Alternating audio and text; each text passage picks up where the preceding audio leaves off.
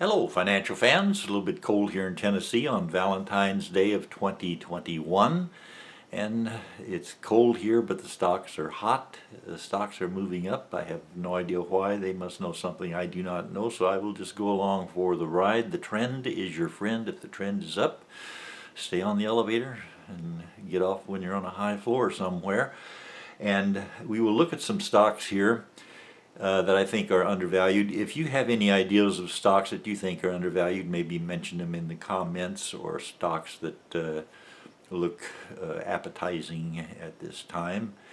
And I will begin with a stock. We'll do an analysis here of several stocks, 4 stocks. And the first one is a stock I own, Frontline, and the symbol is FRO.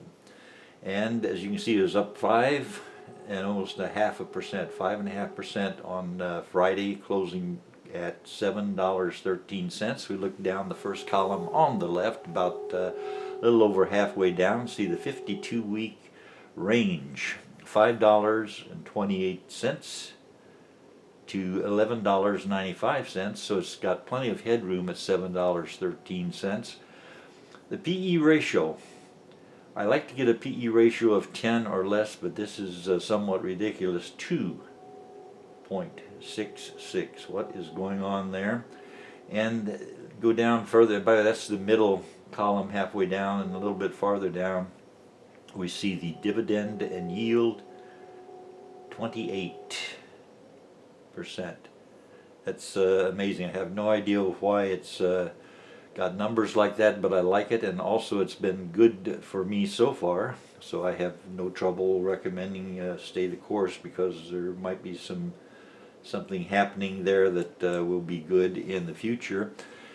Next stock we'll look at, Kinross Gold Corporation. If you've followed me for the last 20 years or so, you know that I am not a gold bug. I don't have any desire to have a gold bar.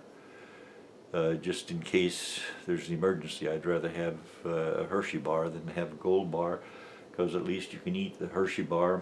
But Kinross Gold Corporation, KGC is the symbol, $7.38 a share, and it was also up on Friday at the close.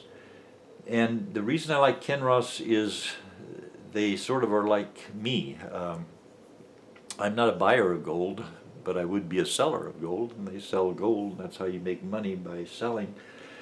So we take a look at 52-week range, left-hand column, a little over halfway down, $2.72 a share to $10.12 a share, so it also has headroom at $7.38. The PE ratio in the middle column, third item down, PE ratio 6.96, so under 7, and that's certainly under 10. That's pretty amazing. There's a lot of earnings going on there. The dividend is small, 1.63%, but that's still more than you'd get by having the money in the bank. 1-year target date, the bottom of the middle column, $12.25. That would be a big jump from where it is right now. And the bottom of the left-hand column, it says it's near fair value. I think it's undervalued. We'll wait and see. Next, we look at LKQ Corporation, $36.92 a share. On Friday is where they closed, down 1.15%. LKQ is an automobile parts or automobile accessories type business, and whether times are good or bad, you'll either be buying parts for a used car, parts for a new car, or the company that makes the car will be making cars, and they'll need parts to put on their new cars. So LKQ should do all right in the future. That's my simpleton type analysis of this.